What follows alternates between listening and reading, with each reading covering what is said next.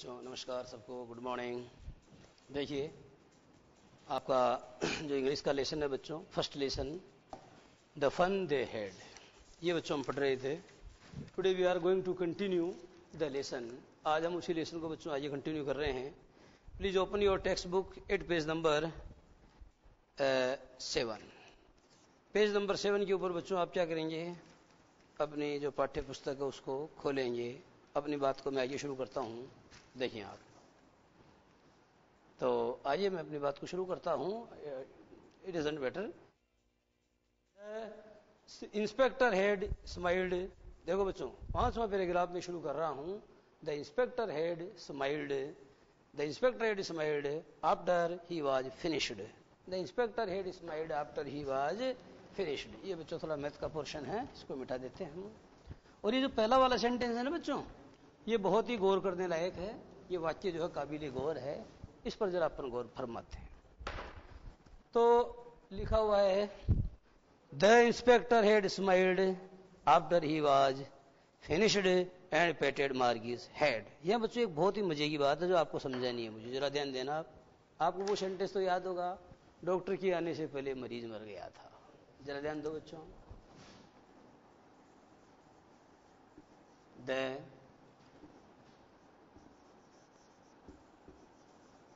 patient had died before the, ठीक है, the patient had died before the doctor came।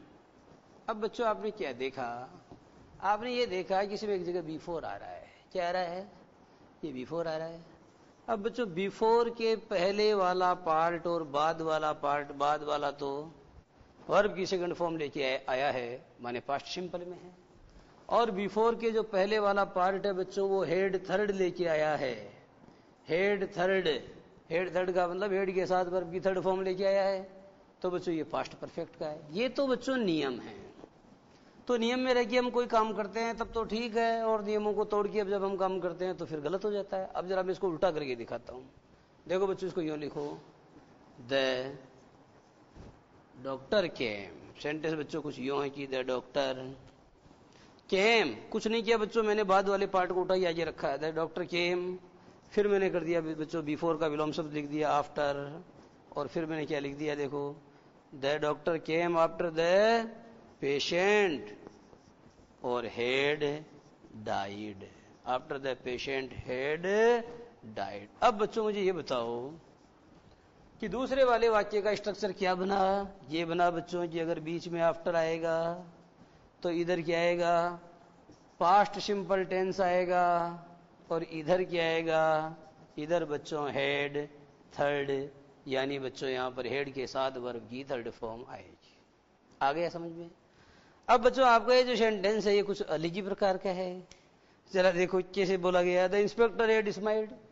अब आप मुझे बताओ कि बच्चों जो काम पहले होता है, आप बताओ द पेशेंट हेड डाइड, बताओ पहले मरीज मरा या डॉक्टर आया? तो आप जानते हैं कि पहले मरीज मरा।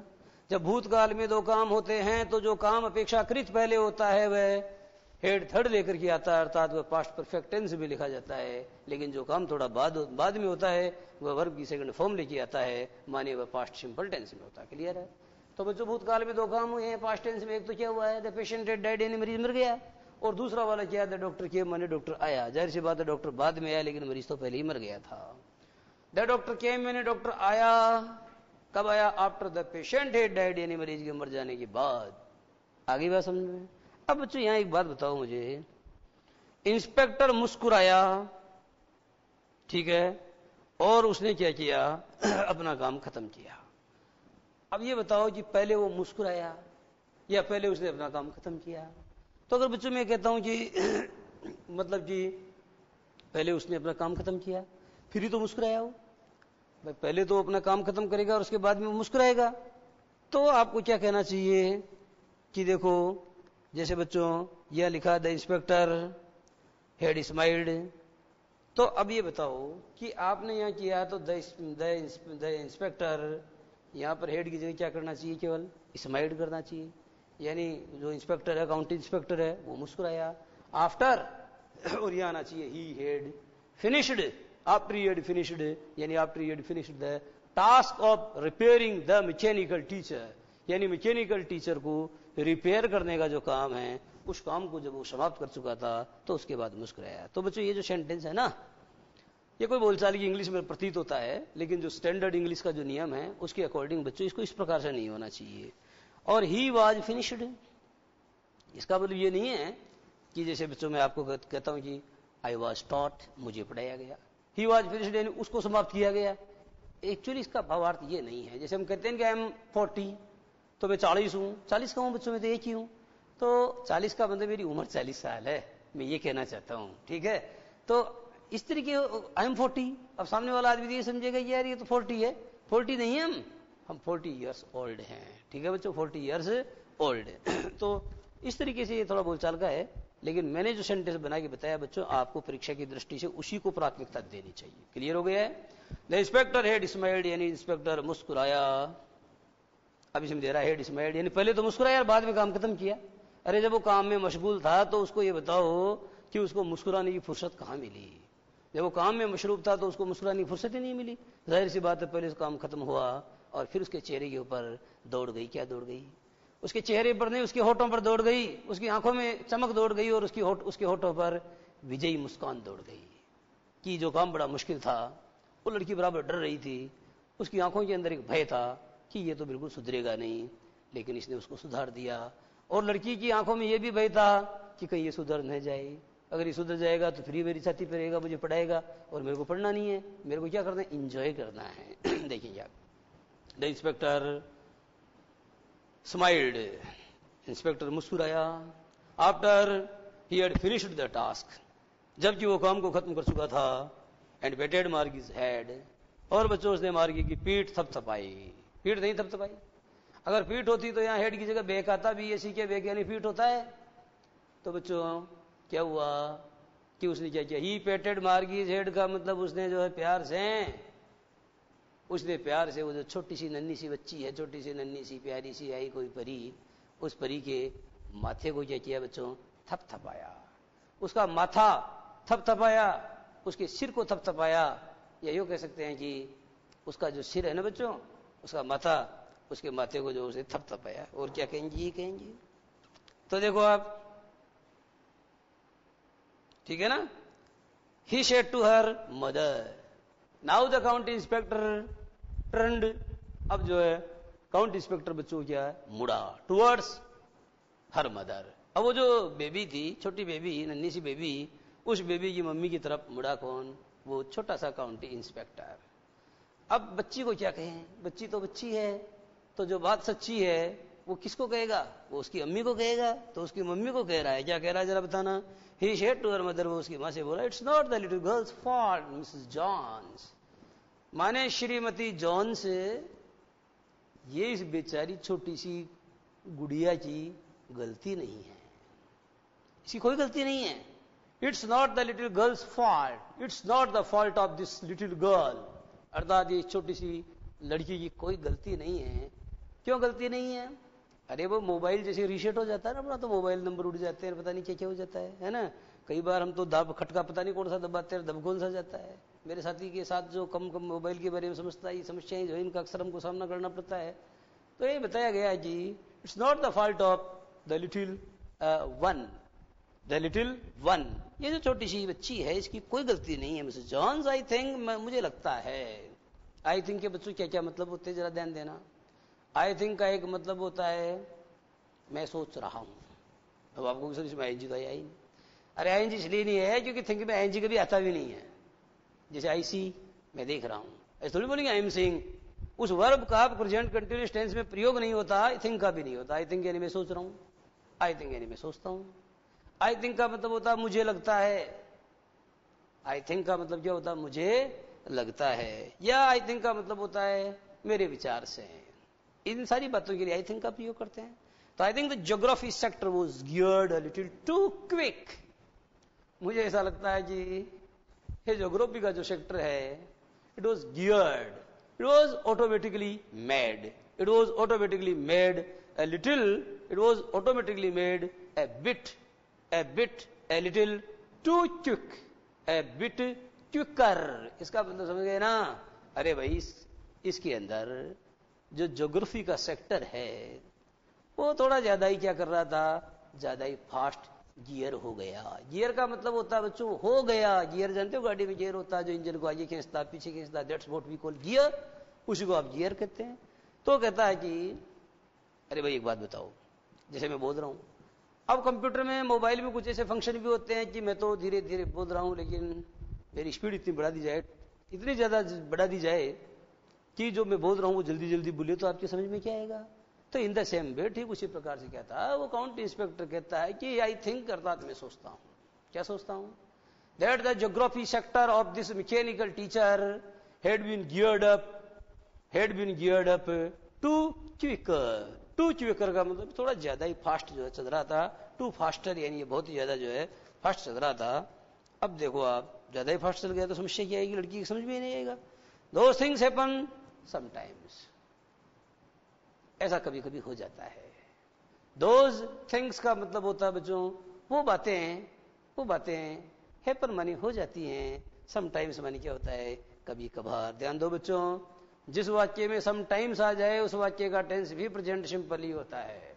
इन जनरल आमतौर पर अगर किसी भी सेंटेंस में समटाइम्स का प्रयोग हुआ है तो बच्चों उसको प्रेजेंट सिंपल टेंस में ही कहना चाहिए। सेल्डम भी आता है, समटाइम्स भी आता है। बार्किंग डॉग्स सेल्डम बाइट, भौंकने वाले कुत्ते कभी कभी काटते हैं। भौंकने वाले यानी जो भसने वाले कुत्ते होते हैं ना वो सिर्फ भसते हैं, वो काटते नहीं हैं।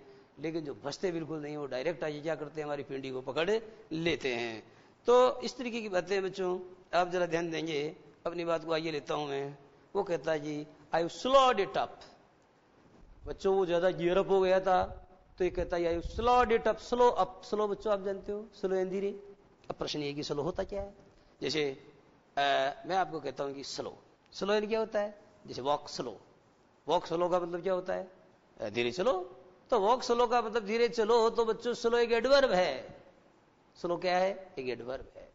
अब बच्चों जैसे मैं आपको कहता हूं प्लीज स्पीक स्लो, तो स्पीक स्लो बोलूंगा स्लोली। तो बच्चों एक्चुअली क्या है कि वॉक स्लोली बोलना चाहिए था और स्पीक स्लोली बोलना चाहिए था, क्योंकि जब आप एडवर्ब की सेंस में इसका प्रयोग करते हो तो इसमें एलवाई जोड़ देते हो। स्लो एक एडजेक्टिव है। कैसे एडजेक्टिव है? जैसे स्लो लर्नर, एक लड़का जो धीरे धीरे सीखता है तो हम उसको स्लो लर्नर कहते हैं। स्लो लर्नर, धीरे धीरे सीखने वाला। अब बच्चों किसी चीज को स्लो करना, फास्ट करना तो स्लो, स्लोड, स्लोड, तो ये वर्ब की फॉर्म भी होती है। तो आई स्लोड इट डाउन का मतलब ये है कि मैंने इसकी स्पीड को क्या कर दिया है, कम कर दिया है। I slowed it up, I slowed it up का मतलब होता है बच्चों मैंने इसकी स्पीड को डाउन कर दिया है। ठीक है, और कौन से लेवल पर कर दिया है? To an average 10 year level, to the level of an average 10 year child. अर्थात बच्चों इसका मतलब ये हुआ कि इसका जो एवरेज है, जैसे अपनी गाड़ी का पर कई बार यार एवरेज नहीं दे रही, इसका एवरेज सेट कर देना। तो मैंने इसका एवरेज सेट कर दिया है और इसको एक 10 साल की बच्ची या 10 वर्षीय जो बच्चा या बच्ची है उसके स्तर की स्पीड मैंने इसकी कर दी है।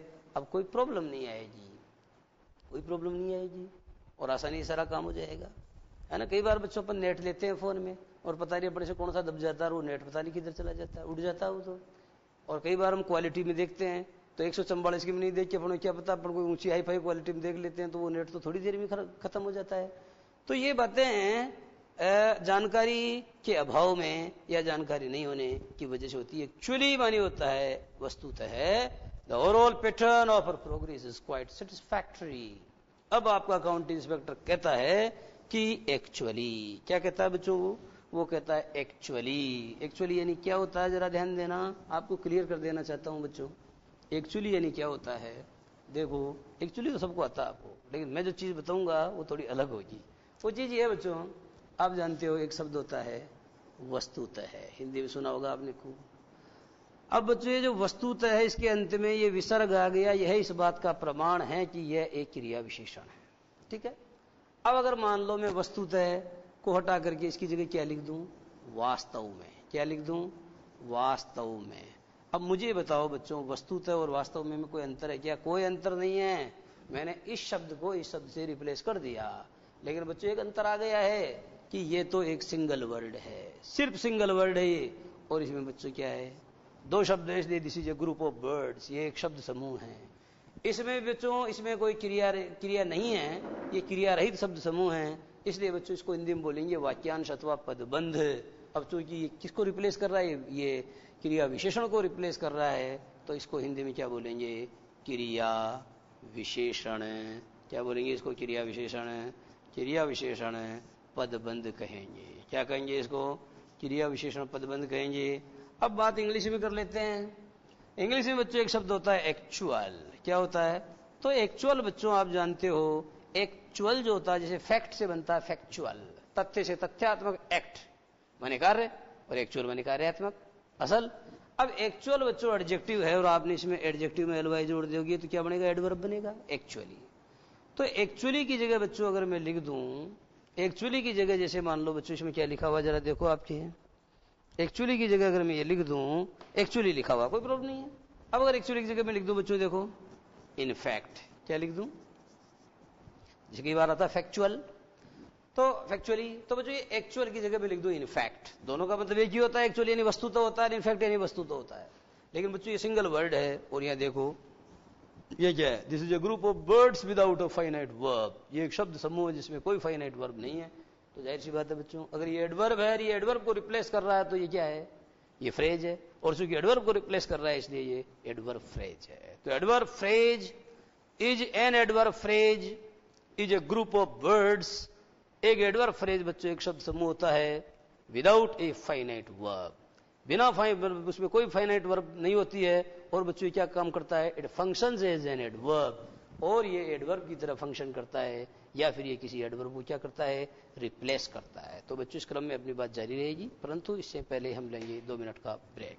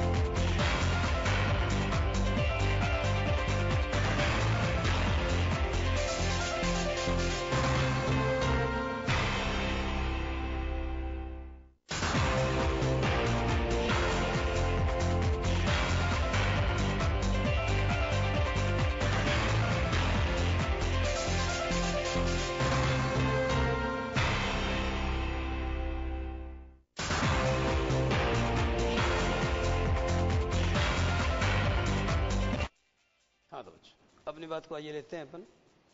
तो देखो आज ये बात बच्चों कुछ यूं है कि कहां तक आ गए अपन, यहां तक आ गए अपन। एक्चुअली यानी वस्तुतः the overall pattern of her progress, यानी वस्तुतः उसकी प्रोग्रेस का जो ओवरऑल पैटर्न है। ओवरऑल का मतलब होता है ऑल राउंड माने सर्वांगीण, और पैटर्न मानी क्या होता है, नमूना, और पर प्रोग्रेस मानी उसकी प्रगति का। वो कहता है काउंटी इंस्पेक्टर कि वस्तुतः उसकी मानी जो लड़की है मार्गी, इसकी सर्वांगीण प्रगति का जो नमूना है वो संतोषजनक है, वो तसल्ली बख्श है। इसका मतलब ये हुआ कि उसका काम, उसकी पढ़ाई बिल्कुल सेटिस्फैक्ट्री है, और ये जो बार बार ज्योग्राफी के अंदर जो पुअर से पुअर परफॉर्म कर रही थी, उसकी गलती उस बच्ची की नहीं है, बल्कि बच्चों वो गलती किसकी है? वो गलती तो इस मशीन की है। ये वो कहना चाहता है कि गलती मशीन की है, लड़की की कोई भी गलती नहीं है। ठीक है ना? तो इस तरीके से उसकी जो ओवरऑल प्रोग्रेस है बच्चों वो कैसी है? वो बिल्कुल ठीक ठाक है। And he पेटेड Margie's head again, और उसने मार्गी का माथा पुनः थपथपाया, और उसने मार्गी का माथा पुनः थपथपाया। मार्गी वॉज डिसअपॉइंटेड, मार्गी क्या हो गई? निराश हो गई। देखो बच्चों वाज वर्ब के बाद क्या आ रहा है? वर्ब की थर्ड फॉर्म आ रही है। तो मार्गी वाज डिसअपॉइंटेड, इसे बच्चों वर्ब की थर्ड फॉर्म मान लो या इसको एडजेक्टिव मान लो। एडजेक्टिव का भी काम करेगा क्योंकि थर्ड फॉर्म बच्चों कई बार एडजेक्टिव का काम भी करता है। तो मार्गी वाज डिसअपॉइंटेड का मतलब मार्गी क्या होगी? मार्गी बिकेम डिसअपॉइंटेड, या यूं कहो कि मार्गी ग्रू, GREW, मार्गी ग्रू डिसअपॉइंटेड का मतलब मार्गी क्या हो गई? वो बच्चों निराश हो गई। शी हैड बीन होपिंग, देखो बच्चों हैड बीन के बाद में होपिंग आ रहा है लेकिन सिंस या फॉर नहीं आ रहा है। तो समझ लो अगर वाक्य में सिंस या फॉर के बाद टाइम दिया हुआ है तो वाक्य 100% परफेक्ट कंटिन्यूअस होगा, परंतु ये जरूरी नहीं है कि सिंस या फॉर के बाद में टाइम आए, कई बार नहीं भी आता है। अरे बच्चों कैसे आएगा? आप इस बात को जानते हो अगर कोई प्रेजेंट परफेक्ट, कोई प्रेजेंट कंटिन्यूअस का वाक्य है, किसका वाक्य है? प्रेजेंट कंटिन्यूअस का वाक्य है। मुझे बताओ कि प्रेजेंट कंटिन्यूअस के वाक्य को तो आप डायरेक्ट से इनडायरेक्ट में जब चेंज करोगे तो किसी में बदलोगे? पास्ट कंटिन्यूअस में बदल दोगे।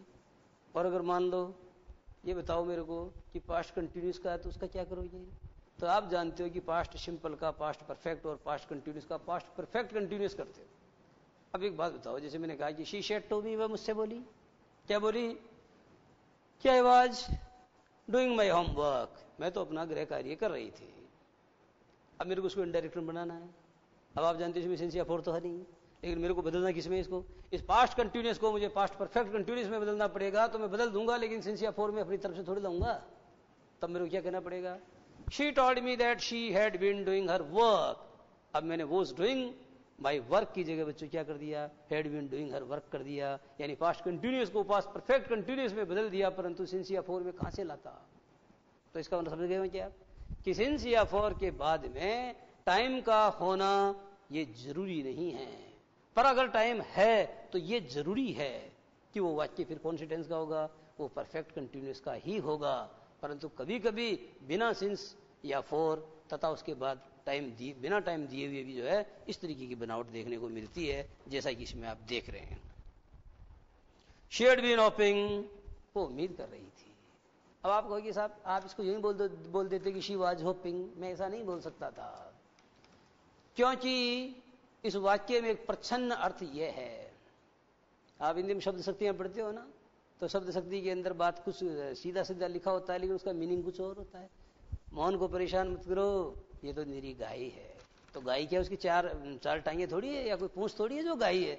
तो बच्चों ये जो सेंटेंस है ना, इस सेंटेंस में मैं ये कहना चाहता हूं, जरा ध्यान देना, कहना क्या चाहता हूं मैं? कहना ये चाहता हूं कि she had been hoping, she had been hoping for some time, she had been hoping for some, ठीक है, फॉर सम टाइम मैंने कुछ समय से, ये बच्चों इसमें कुछ समय है, कुछ समय से वो ऐसा सोच रही थी, है ना। तो इसमें क्या वो बात अंडरस्टूड है। तो शी हैड बीन होपिंग अर्थात वह सोच रही थी क्या? They would take the teacher away altogether, they would take the teacher away, यानी वो इस टीचर को ले जाएंगे। अवे का मतलब दूर होता है, टेक अवे का मतलब होता है वो ले जाएंगे, वो इस टीचर को लेके चल जाएंगे। और कहां ले जाएंगे? और बच्चों वे इसको ले जाएंगे ऑल टुगेदर। ऑल टुगेदर क्या होता है? टुगेदर इन साथ साथ होता है। अब बच्चे क्या सोचते हैं? ऑल टुगेदर का मतलब सारा साथ साथ, ऐसा नहीं होता। ऑल टुगेदर का मतलब होता है बच्चों कंप्लीटली या पूरी तरह से, कंप्लीटली या पूरी तरह से, यानी वो इस टीचर को पूरी तरह से ले जाएंगे, क्योंकि इस टीचर से पढ़ते पढ़ते वो परेशान हो गई थी। तो उस लड़की को खुशी नहीं हुई किस बात की? कि उसके टीचर को, उसके मैकेनिकल टीचर को तुरंत सुधार दिया गया। इस बात को लेकर के वो उसे खुशी नहीं हुई। वो तो ये चाहती थी कि मैंने 20 दिन के लिए इसको ले जाएं तो मेरे को क्या मिले? कुछ बसास मिले, और मैं क्या कर सकूं? मैं इंजॉय कर सकूं। जैसे कौन किया था? टॉमी किया था। टॉमी का जो सेक्टर था, पता नहीं हिस्ट्री या कोई सा भी सेक्टर था, उसका पूरा सफाया हो गया था, वो ब्लैंक हो गया था, वो वाइप आउट हो गया था। जब वो पूरा वाइप्ड आउट हो गया था तो उसको वो घर पे नहीं सुधार सकते थे, क्योंकि उसके लिए कुछ चीजों की जरूरत थी। उसको सर्विस सेंटर के ऊपर ले जाना पड़ा। और सर्विस सेंटर से तो आप जानते हो कोई चीज आती है तो बच्चों तुरंत थोड़ी आती है, उसमें टाइम लगता है। तो महीने 20 दिन का टाइम लग गया। और महीने 20 दिन टॉमी को क्या आ गया, मजा आ गया।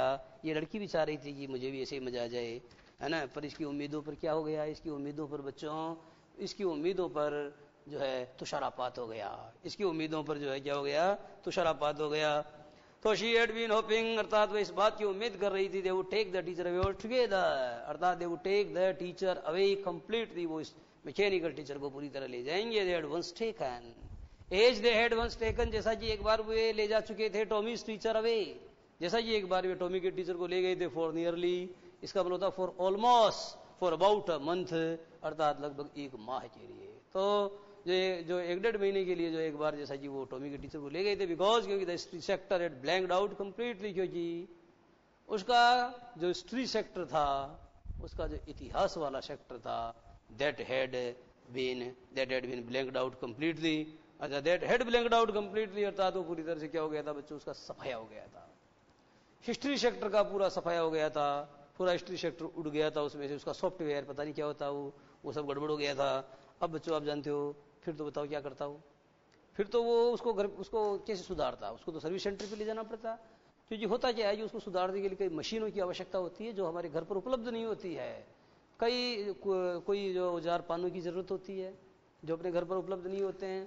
तो ऐसे में फिर क्या करना पड़ता है, उसको वहीं ले जाना पड़ता है। जैसे डॉक्टर आपको आके घर देख लेगा, कोई प्रॉब्लम नहीं है, लेकिन उसने लिख दिया सिटी स्कैन कराओ, तो सिटी स्कैन की मशीन आपके घर थोड़ी देके आएगा, इस तरीके की बातें हैं। So she said to Tommy, इसलिए वो बोली, किससे बोली, so she said to Tommy, इसलिए वो टॉमी से बोली, why would anyone write about school, ये बताओ मेरे को कोई स्कूल के बारे। अब देखो बच्चों ठिकाने आ गए हैं, अब तक तो ये चल रहा था फ्लैश बैक, अब तक तो बच्चों ये पूर्व दीप्ति शैली के अंदर बातें चल रही थी, वो पुरानी बातें याद आ रही थी, लेकिन बच्चों अब क्या है, अब वो ठिकाने आ गए हैं वापस। लड़की लड़के से बात करती है और लड़की लड़के से बात करके क्या बोलती है, so she said to Tommy, इसलिए वो टॉमी से बोली, why would anyone write about school, अर्थात कोई स्कूल के बारे में क्यों लिखेगा।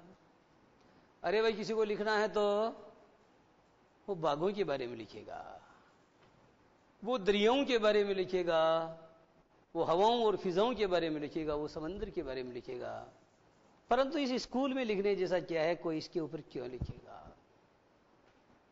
बताओ।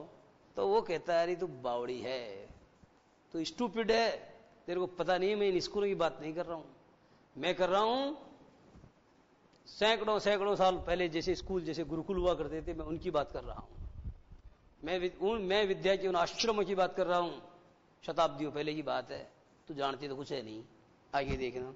तो Tommy looked at her, Tommy ने उसकी ओर देखा, with very superior eyes, Tommy ने उसकी ओर किससे देखा, सुपेरियर आईज का मतलब क्या होता है बच्चों, श्रेष्ठता भरी दृष्टि से देखा।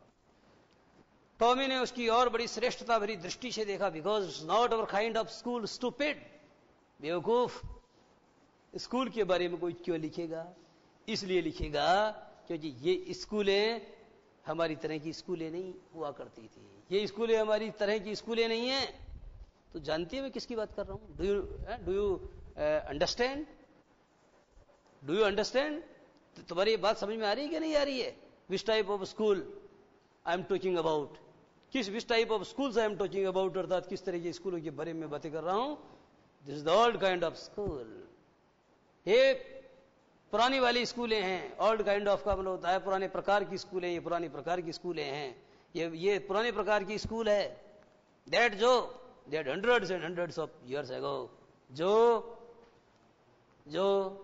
सैकड़ों सैकड़ों सालों पहले हुआ करती थी, जो वे सैकड़ों सैकड़ों सालों पहले जो है रखते थे, जिस तरीके की स्कूल रखते थे, ये वैसा स्कूल है। He added loftily, और उसने अपने कथन में जोड़ा, ठीक है, लॉफ्टिली का मतलब होता है बच्चों बड़े गर्व के साथ। आप जानते हैं किशोरावस्था में बच्चों में बड़ा गर्व होता है, वो अपने आप को दूसरों से श्रेष्ठ समझते हैं, दूसरों को बेवकूफ, बिना बुद्धि वाला, इस प्रकार के शब्दों का संबोधन करना उनको अच्छा लगता है। तो ये डेड लॉफ्टिली, इसका मतलब उसने क्या हुआ बच्चों, उसने शायद गर्व कहा, या उसने बड़े गर्व के साथ अपनी बात में बात जोड़ी, प्रोनाउंसिंग द वर्ड केयरफुली, और बच्चों शब्द का ठीक से उच्चारण करते हुए उसने कहा सेंचुरीज एगो, सेंचुरीज एगो यानी शताब्दियों पहले। ये ऐसी वैसी स्कूल नहीं है, ये है सैकड़ों सैकड़ों सालों पहले जो स्कूल हुआ करती थी, बल्कि शताब्दियों पहले, मैं उस स्कूल की बात कर रहा हूं, तो जानती बिनती तो कुछ है नहीं। मार्गी वॉज हर्ट, मार्गी को बड़ा धक्का लगा, मार्गी को बड़ा धक्का लगा, मार्गी वाज शॉक्ड, मार्गी वाज हर्ट। अब बच्चों हर्ट की थर्ड फॉर्म भी हर्टी होती है, इसलिए थर्ड फॉर्म है, इसको फर्स्ट फॉर्म में समझ लेना। मार्गी वॉज हर्ट यानी मार्गी को क्या हुआ, चोट लगी। वेल ठीक है, आई डोंट नो, ठीक है मैं नहीं जानती हूँ what kind of school they had, मैं नहीं जानती हूँ, ठीक है मैं नहीं जानती हूँ कि किस तरीके के स्कूल वो रखते थे। ऑल दैट टाइम, उस सारा समय एगो का मतलब होता है ऑल दैट टाइम एगो, अर्थात उस सारे समय पहले, उस पूरे समय पहले वो किस तरीके के स्कूल रखा करते थे या उनके कैसे स्कूल हुआ करते थे। ठीक है, I accept, I don't know much about them, मैं उनके बारे में, I don't know much about that, मैं उसके बारे में ज्यादा नहीं जानती हूँ, इस बात को स्वीकार करती हूँ। और इसीलिए उसने क्या किया बच्चों, उस लड़के के, वो लड़का ऐसे किताब पढ़ रहा था जैसे कि आप चित्र में देख रहे हैं, और ये क्या कर रही है, इसके कंधे के ऊपर से झांक करके उस किताब को पहुंचने की कोशिश कर रही है। She read the book. ध्यान दो बच्चों, मैंने इसको रेड क्यों बोला, मैंने इसको रीड्स क्यों नहीं बोला, मैंने बच्चों इसको रेड इसलिए बोला क्योंकि, मैंने इसको रेड इसलिए बोला क्योंकि अगर ये बच्चों रीड्स होता तो आप जानते हो इसमें एस जुड़ता, यदि ये फर्स्ट फॉर्म होती रीड तो इसमें एस जुड़ता, तो ये सेकंड फॉर्म है तो आप जानते हो सेकंड फॉर्म में स्पेलिंग वही रहती है लेकिन उच्चारण बदल जाता है। थर्ड फॉर्म में भी ऐसा होता है, शी रेड रेड, तो कह रही है, क्या करिए जरा ध्यान लगाओ। Well I don't know what kind of school they had all that time ago, ठीक है मुझे नहीं पता कि उस समय वे, उस सारा समय वो कैसे स्कूल रखा करते थे। शी रेड द बुक और हिज शोल्डर, उसने किताब को पढ़ा उसके कंधे पर से। फॉर अ वाइल का मतलब होता, फॉर ए वाइल का मतलब थोड़ी देर के लिए, उसने थोड़ी देर के लिए उसके कंधे पर से उस किताब को पढ़ा। देन सेड, और फिर बोली, एनीवे खैर, दे हैड ए टीचर, ठीक है लेकिन कम से कम उनके पास में एक टीचर तो वो रखते थे, टीचर तो उनके पास होता था। दे हैड ए टीचर, ठीक है, they had a teacher, it was a man, they had a teacher, it was a man.